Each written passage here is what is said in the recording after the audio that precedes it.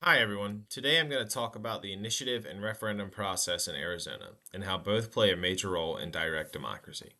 In Arizona, citizens don't just vote for leaders, they also have the power to directly influence laws. This makes Arizona somewhat unique compared to other states because it gives people a more active role in shaping public policy.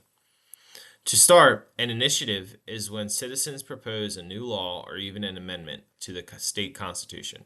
If supporters collect enough signatures, the proposal is placed on the ballot and voters decide whether it should pass. This gives everybody this gives everyday people the ability to bring issues forward that they feel are important, even if those issues are not being addressed by lawmakers. For example, many policies related to education, healthcare, and minimum wage have been introduced through initiatives when citizens felt the legislator was not acting quickly enough. A referendum, on the other hand, is a way for citizens to respond to laws that have already been passed by the legislator. If people disagree with a law, they can gather signatures to put it on the ballot, giving voters a chance to approve or reject it. In this way, referendums act as a check on legislative power and allow the public to have the final say. This ensures that lawmakers remain accountable to the people they represent. Even though these processes serve different purposes, they are created in very similar ways. Both require citizens to organize, draft their proposal or challenge, and collect a required number of signatures from registered voters. This process often involves large campaigns, volunteers, and sometimes paid signature gatherers. It also requires educating the public about the issues in order to gain support. The number of signatures required is based on percentage of voters votes from the most recent election. This requirement ensures that only proposals with significant public support make it onto the ballot. Once the signatures are submitted, they must be verified before the measure can move forward. This step is important because it protects the integrity of the process.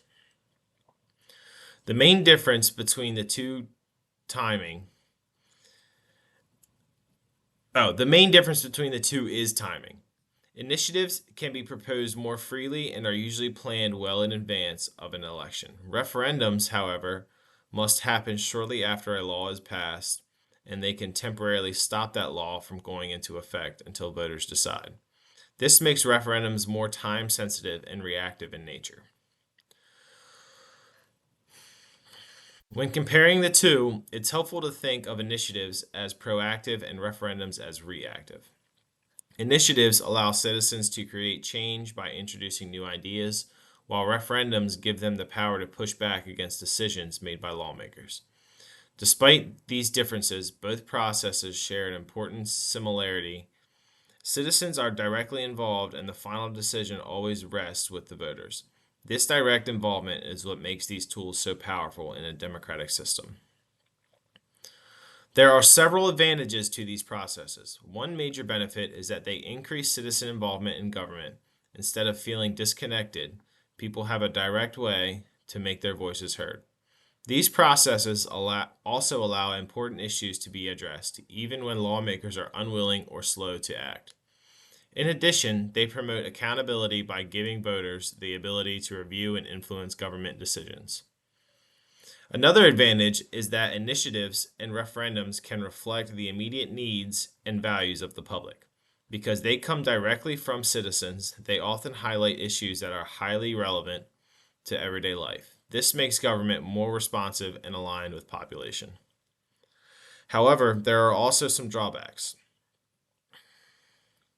Campaigns for initiatives and referendums can be very expensive, which means that well funded interest groups may have more influence over what gets on the ballot. This can sometimes limit access for smaller groups or everyday citizens who may not have the same financial resources. Another challenge is that ballot measures, can be complex and difficult to understand. Voters may not always have enough time or information to fully evaluate each proposal, which can lead to confusion or unintended outcomes. In some cases, voters may rely on advertisement or simplified messaging, which does not always provide a complete picture of the issue.